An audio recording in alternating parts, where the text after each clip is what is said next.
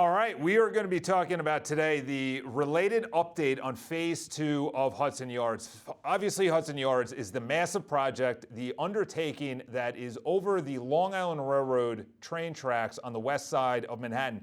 If you recall, many years ago when the city was going for the Olympics, they were actually going to put a stadium there. Instead, they actually built in New Jersey. That's where the Jets play.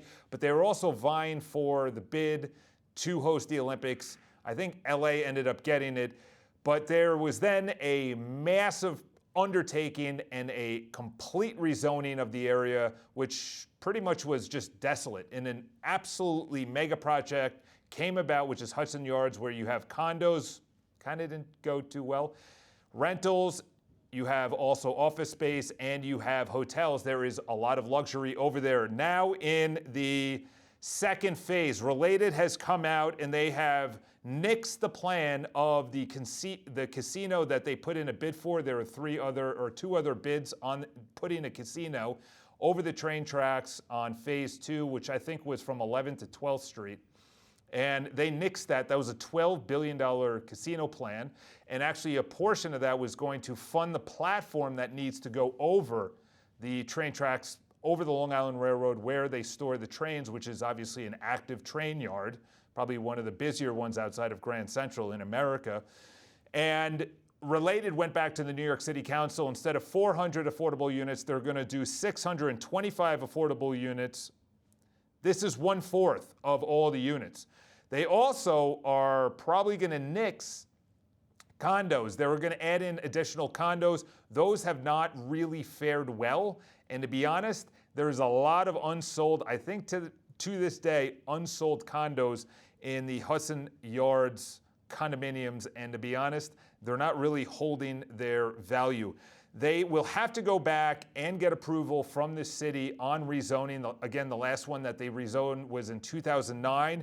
They have to go back and they have to get rezoning for an additional amount of money, 625 affordable units. That's going to be 1/4 of the amount of units being built. They're also going to do office space. They are going to do rentals, and they're going to lower the height of a couple of the surrounding areas so that appeases the locals. They're also going to build a public park about 6.6 acres, which is a massive public park if you think about it. And they're going to use some form of taxes, according to the article, to fund this $2 billion platform that needs to be built over the tracks. Again, there's a long way out for not only the approval, but you still have to build the platform before you start building the buildings. It's an amazing structure. It's like West Chelsea, where an entire neighborhood was desolate for decades, brought back to life by developers. The same thing with Hudson Yards.